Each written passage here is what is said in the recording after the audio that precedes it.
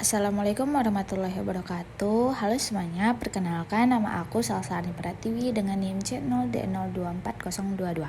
Di sini saya akan mempresentasikan PPT saya yang berjudul Pemotongan PPh Pasal 25. Check it out. Latar belakang. Pada hakikatnya, pajak merupakan bagian dari hak dan kewajiban hidup sebagai warga negara di Indonesia. Ada berbagai jenis pajak, seperti misalnya pajak penghasilan atau PPh, pajak pertambahan nilai atau PPN, pajak penjualan atas barang mewah atau PPNBM, bea materai atau BM, pajak bumi dan bangunan atau PBB. Sekarang saya akan membahas tentang PPh atau sering disebut pajak penghasilan. PPh atau pajak penghasilan adalah pajak yang dikenakan kepada orang pribadi atau badan atas penghasilan yang diterima atau diperoleh dalam suatu tahun pajak. Penghasilan yang dimaksud dapat berupa keuntungan usaha, gaji, honorarium, hadiah, dan yang lainnya. Adapun beberapa jenis PPh seperti PPh pasal 15, PPh pasal 19, pasal 21, pasal 22, pasal 23, pasal 24, pasal 25, pasal 26, 29, dan PPh final pasal 4 ayat 2. Di Indonesia, pajak penghasilan awalnya diterapkan pada perusahaan perkebunan yang banyak didirikan di Indonesia. Pajak tersebut ditanamkan dengan pajak perseroan atau PPS. Pengertian WP luar negeri selain bentuk usaha tetap di Indonesia atas penghasilannya yang bersumber dari Indonesia. Sementara itu, bentuk usaha tetap adalah bentuk usaha yang digunakan oleh subjek pajak luar negeri, pribadi maupun badan yang melakukan kegiatan usaha di Indonesia.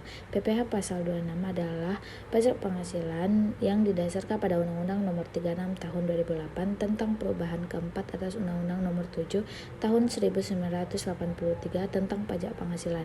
Menurut Undang-Undang Nomor 36 Tahun 2008, PPh pasal 26 merupakan pajak penghasilan yang dikenakan atas penghasilan yang diterima atau diperoleh wajib pajak luar negeri dari Indonesia selain bentuk usaha tetap yang berada di Indonesia. Kriteria seorang individu atau perusahaan yang dikategorikan sebagai wajib pajak luar negeri, individu yang tidak bertempat tinggal di Indonesia.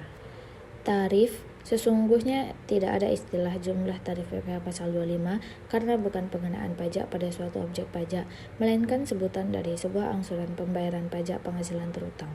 Ringkasnya, pajak terutang yang harus dibayar ialah PPh pasal 29, sedangkan PPh pasal 25 ialah angsuran pembayaran pajak penghasilan terutang.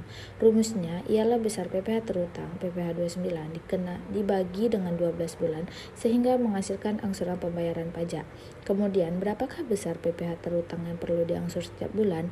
Untuk mengetahui hal tersebut dapat digunakan cara penghitungan penghasilan kena pajak atau PKP dikalikan dengan tarif PPh yang berlaku dibagi 12. Selanjutnya akan ditemukan cicilan PPh terutang yang harus dibayarkan tiap bulan atau sering disebut dengan pembayaran angsuran PPh 25. Namun terkadang pemerintah memberikan insentif pajak berupa potongan angsuran wajib pajak pribadi, pengusaha atau badan tertentu ialah 0,75% dari jumlah peredaran bruto per bulan dari masing-masing tempat usaha. Pajak ini sifatnya final dan dapat dikreditkan pada akhir tahun pajak. Perhitungan angsuran PPh pasal 25. Pertama, perhitungan PPh pasal 25 ayat 1, PPh yang terutang berdasarkan SPT tahunan dikurangi dengan PPh yang dipotong pemberi kerja pasal 21, PPh yang dipungut oleh pihak lain pasal 22, PPh yang dipotong oleh pihak lain pasal 23, dan kredit PPh luar negeri pasal 24. Kemudian, besaran angsuran pajak dibagi 12 bulan. Apabila penghasilannya diterima atau diperoleh meliputi masa 6 bulan, maka besarnya angsuran bulanan dibagi 6 bulan. Kedua, perhitungan PPh pasal 25 ayat 2. Besar angsuran pajak pada bulan sebelum SPT tahunan. PPh disampaikan sebelum batas waktu penyampaian SPT tahunan adalah sama dengan angsuran pajak bulan terakhir dari tahun pajak yang lalu. 3. Perhitungan PPh pasal 25 ayat 4. Jika dalam tahun pajak berjalan diterbitkan surat ketetapan pajak untuk tahun pajak yang lalu, besar angsuran pajak yang dihitung kembali berdasarkan surat tersebut. Batas waktu penyetoran PPh pasal 25 sesuai pasal 3 Peraturan Menteri Keuangan Nomor 184 PMK 03 2007 yang kemudian berubah menjadi Peraturan Menteri Keuangan Nomor 242 PMK 03 2007 2019 tentang tata cara pembayaran dan penyetoran pajak.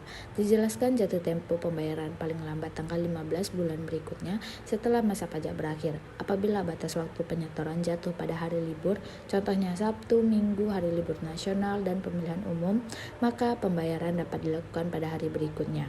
Sebagai contoh, untuk bulan Februari 2014, angsuran PPh 25 wajib dibayar paling lambat 15 Maret sesuai peraturan Direktorat Jenderal Pajak nomor per 22 PJ 2008 pada 21 Mei 2008. Pembayaran wajib dilakukan dengan membawa surat setoran pajak.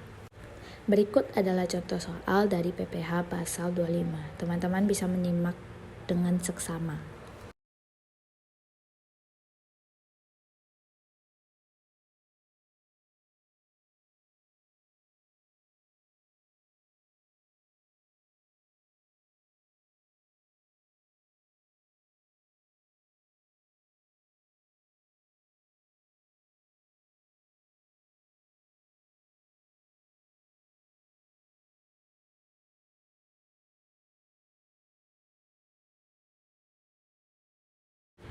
Terima kasih saya ucapkan kepada teman-teman telah menyimak video saya. Saya tutup dengan Assalamualaikum warahmatullahi wabarakatuh.